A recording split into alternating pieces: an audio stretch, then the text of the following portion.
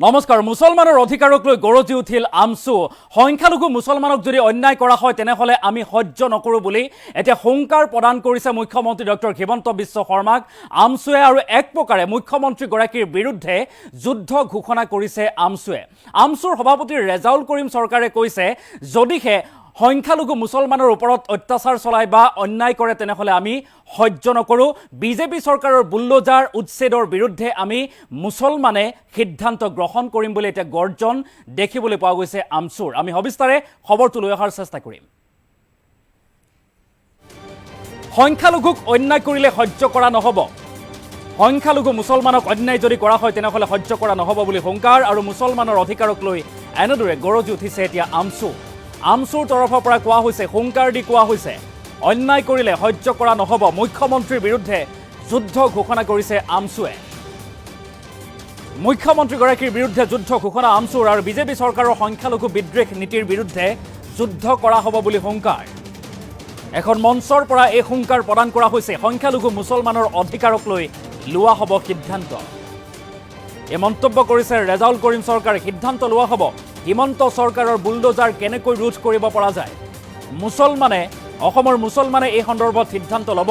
সিদ্ধান্ত লোৱা হ'ব উচ্ছেদ ৰোধ কৰি কেনেকৈ অধিকাৰ কাষী আনিব পৰা যায়। আৰু ৰাজনীতিৰ পিছত আগে জাতি জীয়াই থাকিব লাগিব, আৰু জাতিক কেনেকৈ ৰক্ষা কৰিব সংখ্যালঘু লোকে সেই কথা অনুধাৱন কৰক অসমৰ মুছলমান সমাজে। এই আহ্বান জনাইছে মুছলমান সমাজক। তেজপুৰত আমছুৰ সভাপতি ৰেজাউল কৰিম চৰকাৰৰ হুংকাৰ। ডাঙৰ মন্তব্য, ৰেজাউল কৰিম চৰকাৰে ডাঙৰ মন্তব্য কৰিছে। সংখ্যালঘুক যদি অন্যায় কৰা হয় তেনেহলে কোনোপধ্যেই সহ্য কৰা নহ'ব বুলি হুংকাৰ, আৰু মুছলমানৰ অধিকাৰক লৈ এনেদৰে এতিয়া পুনৰবাৰ গৰজি উঠা দেখিবলৈ পোৱা গৈছে আমছুৰ সভাপতি ৰেজাউল কৰিম চৰকাৰ। মুখ্যমন্ত্ৰীৰ বিৰুদ্ধে যুদ্ধ ঘোষণা কৰিছে এনেদৰে আমছুৱে। কৈছে মুখ্যমন্ত্ৰী ডক্টৰ হিমন্ত বিশ্ব শৰ্মাই বিজেপি চৰকাৰৰ বুল্ডোজাৰ নীতি উচ্ছেদ অভিযানৰ বিৰুদ্ধে আমি যুদ্ধ ঘোষণা কৰিম, আমি যুঁজিম, আমি যুদ্ধ কৰিম বুলি উল্লেখ কৰিছে।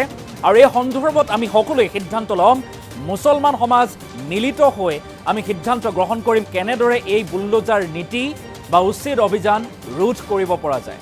সংখ্যালঘু মুছলমানৰ প্ৰতি এতিয়া আহ্বান জনোৱা পৰিলক্ষিত হৈছে যে সিদ্ধান্ত লোৱা হ'ব উচ্ছেদ ৰোধ কেনেকৈ কৰিব পৰা যায়, আৰু তাৰ পাছত কেনেকৈ অধিকাৰ কাষী আনিব পৰা যায়।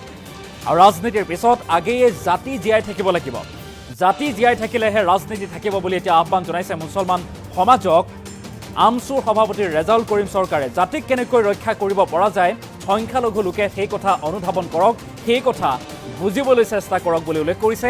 আৰু মুখ্যমন্ত্ৰী ডক্টৰ হিমন্ত বিশ্ব শৰ্মাক কঠোৰ ভাষাৰে সমালোচনা কৰিছে আমছুৰ সভাপতি ৰেজাউল কৰিম চৰকাৰে। মঞ্চৰ পৰা কি মন্তব্য কৰিছে ৰেজাউল কৰিম চৰকাৰে, আমি এক্সক্লুচিভ মন্তব্য এই মুহূৰ্তত আগবঢ়াইছোঁ। আমি বুজাই দিব লাগিব হিমন্ত বিশ্ব শৰ্মা ডাঙৰীয়া যে আমি দুৰ্বল নহয়, আমাক যেনেকৈ কি ধৰণে ব্যৱহাৰ কৰিব তেনেকুৱা ধৰণে ব্যৱহাৰ আমি হ'ব নোৱাৰো। গতিকে এইখন সভা আজি বড় ভাইসকলক চাওক, ৰাতিপুৱা 6 বজাত যেতিয়া আন্দোলন কৰে, 6 বজাতে উপস্থিত হয়, দিনটো 12 ঘণ্টা আন্দোলন কৰি থাকে, উঠি নাহে। যাৰ কাৰণে আজি 9% বা 10% বড়ো জনগোষ্ঠী আজি কি কৰিবলৈ সক্ষম হৈছে।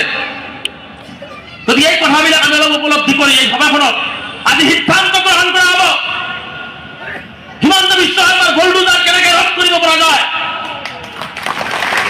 উৎসৱ কেনেকৈ ৰোধ কৰি আমাৰ অধিকাৰ কাঢ়ি আনিব পৰা যায়, এই কথাৰ সিদ্ধান্ত ইয়াত হ'ব। আৰু এই সিদ্ধান্ত লৈ পৰৱৰ্তী সদস্য জনগোষ্ঠীৰ নতুন সমিতিয়ে নতুন সাহসেৰে অসম চৰকাৰ ভাৰত চৰকাৰৰ সংখ্যালঘু বিদ্বেষী মনোভাৱৰ বিৰুদ্ধে যুদ্ধ কৰিব। আৰু এই যুদ্ধত যদি আপোনালোকে 2 টকা 3 টকাৰ অনুদান পিছতে ঘূৰি থাকে, জাতীয় আদালতলৈ যাব। মই সেইকাৰণে কৈছো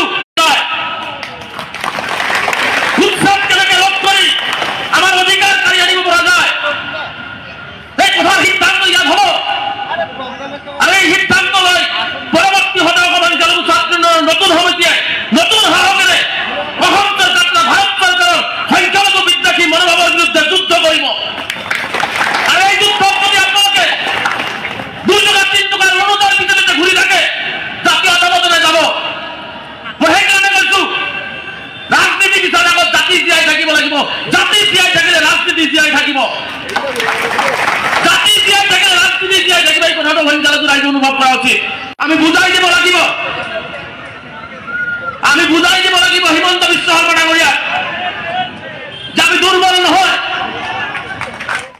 আৰু আমি সেই মন্তব্য শুনাৰ চেষ্টা কৰিলোঁ এখন মঞ্চৰ পৰা এনেদৰে ৰেজাউল কৰিম চৰকাৰক হুংকাৰ দি কৈছে আমি দুৰ্বল নহয় আমি মুছলমান কেতিয়াও দুৰ্বল নহয় আমাৰ ওপৰত যদি অন্যায় কৰে অত্যাচাৰ কৰে তেনেহ'লে আমি সহ্য নকৰোঁ আৰু তাৰ বাবে এতিয়া মুছলমান সমাজক বিশেষ আহ্বান জনোৱা দেখিবলৈ পোৱা গৈছে ৰেজাউল কৰিম চৰকাৰে কৈছে জাতিক কেনেকৈ ৰক্ষা কৰিব পৰা যায় সংখ্যালঘু লোকে অনুধাৱন কৰক আৰু তাৰ পাছতে একগোট হওক তেজপুৰত আমছুৰ সভাপতি ৰেজাউল কৰিম চৰকাৰে এনেদৰে বিজেপি চৰকাৰক হুংকাৰ দি কৈছে মুখ্যমন্ত্ৰীগৰাকীৰ বিৰুদ্ধে এক প্ৰকাৰে যুদ্ধ ঘোষণা কৰিছোঁ বুলি উল্লেখ কৰিছে সংখ্যালঘু লোকক যদি অন্যায় কৰে অত্যাচাৰ কৰে তেনেহ'লে আমি সহ্য নকৰোঁ আমি বহি নাথাকোঁ এনেদৰে হুংকাৰ প্ৰদান কৰি অৰ্থাৎ গৰ্জন দেখিবলৈ পোৱা গ'ল আমছুৰ সংখ্যালঘু মুছলমান অসমত অৱহেলিত হোৱাৰ অভিযোগ উত্থাপন কৰিছে অৰ্থাৎ অন্যায় কৰাৰ অভিযোগ উত্থাপন কৰিছে আৰু তাৰ পাছতে আমি দুৰ্বল নহয় বুলি সকীয়াই দিছে আৰু এই হুংকাৰ দিয়া পৰিলক্ষিত হৈছে যে আমি একেলগে যুঁজিম বিজেপি চৰকাৰৰ বুল্ডোজাৰ উচ্ছেদ অভিযানৰ বিৰুদ্ধে আমি থিয় দিম মাত মাতিম সকলোৱে আমি জাতি একগোট হৈ থাকিম বুলি এতিয়া উল্লেখ কৰা পৰিলক্ষিত হৈছে আৰু তাৰ পাছতে এনেদৰে গৰ্জন আমছুৰ সভাপতি ৰেজাউল কৰিম চৰকাৰৰ মন্তব্যৰ পাছতে এতিয়া পুনৰবাৰ মুছলমান সমাজৰ প্ৰতি যি আহ্বান জনোৱা হৈছে সেই আহ্বান এতিয়া মুছলমান সমাজে কেনেদৰে গ্ৰহণ কৰিব কিন্তু লক্ষণীয়ভাৱে তেজপুৰত এই বিশেষ আহ্বান জনোৱা পৰিলক্ষিত হ'ল আৰু সমান্তৰালভাৱে মুখ্যমন্ত্ৰী ডক্টৰ হিমন্ত বিশ্ব শৰ্মাক হুংকাৰ দিলে বা বিৰুদ্ধে যুদ্ধ ঘোষণা কৰিলে আমছুৰ সভাপতি ৰেজাউল কৰিম চৰকাৰে পুনৰবাৰ মন্তব্য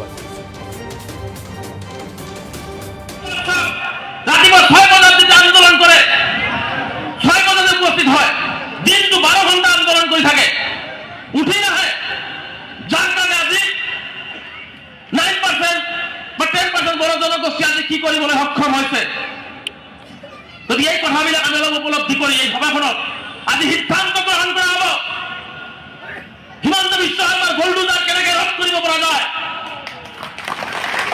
উৎসৱ কেনেকৈ ৰোধ কৰি আমাৰ অধিকাৰ কাঢ়ি আনিব পৰা যায় এই কথাৰ সিদ্ধান্ত ইয়াত হ'ব আৰু এই সিদ্ধান্ত লৈ পৰৱৰ্তী সদস্য সংখ্যালঘু ছাত্ৰৰ নতুন সমিতিয়ে নতুন সাহসেৰে অসমৰ যাত্ৰা ভাৰত চৰকাৰৰ সংখ্যালঘু বিদ্বেষী মনোভাৱৰ বিৰুদ্ধে যুদ্ধ কৰিব আৰু এই যুদ্ধত যদি আপোনালোকে 2 টকা 3 টকাৰ অনুদান পিছতে ঘূৰি থাকে জাতীয় আদালতলৈ যাব মই সেইকাৰণে কৈছোঁ ৰাজনীতি বিচাৰ আগত জাতি জীয়াই থাকিব লাগিব জাতি জীয়াই থাকিলে ৰাজনীতি জীয়াই থাকিব জাতি জীয়াই থাকিলে ৰাজনীতি জীয়াই থাকিব এই কথাটো সংখ্যালঘু ৰাইজে অনুভৱ কৰা উচিত আমি বুজাই দিব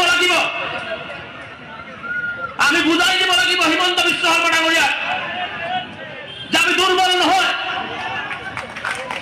আমাক যেনেকে কি ধৰণে ব্যৱহাৰ কৰিব তেনেকুৱা ধৰণে ব্যৱহাৰ আমি হ'ব নোৱাৰো গতিকে এইখন সভা আজি বড়ো ভাইসকলক চাওক ৰাতিপুৱা 6 বজাত যেতিয়া আন্দোলন কৰে 6 বজাতে উপস্থিত হয় দিনটো 12 ঘণ্টা আন্দোলন কৰি থাকে উঠি নাহে যাৰ কাৰণে আজি 9% বা 10% বড়ো জনগোষ্ঠী আজি কি কৰিবলৈ সক্ষম হৈছে যদি এই কথাবিলাক আমি অলপ উপলব্ধি কৰি এই সভাখনত আজি সিদ্ধান্ত গ্ৰহণ কৰা হ'ব হিমন্ত বিশ্ব শৰ্মাৰ গোল্ডোজাৰ কেনেকৈ ৰোধ কৰিব পৰা যায় উৎসৱ কেনেকৈ ৰোধ কৰি আমাৰ অধিকাৰ কাঢ়ি আনিব পৰা যায় এই কথাৰ সিদ্ধান্ত ইয়াত হ'ব আৰু এই সিদ্ধান্ত লৈ পৰৱৰ্তী সদস্য সংখ্যালঘু ছাত্ৰৰ নতুন সমিতিয়ে নতুন সাহসেৰে অসমৰ যাত্ৰা ভাৰত চৰকাৰৰ সংখ্যালঘু বিদ্বেষী মনোভাৱৰ বিৰুদ্ধে যুদ্ধ কৰিব আৰু এই যুদ্ধত যদি আপোনালোকে 2 টকা 3 টকাৰ অনুদান পিছতে ঘূৰি থাকে জাতীয় আদালতলৈ যাব মই সেইকাৰণে কৈছোঁ ৰাজনীতি বিচাৰ আগত জাতি জীয়াই থাকিব লাগিব জাতি জীয়াই থাকিলে ৰাজনীতি জীয়াই থাকিব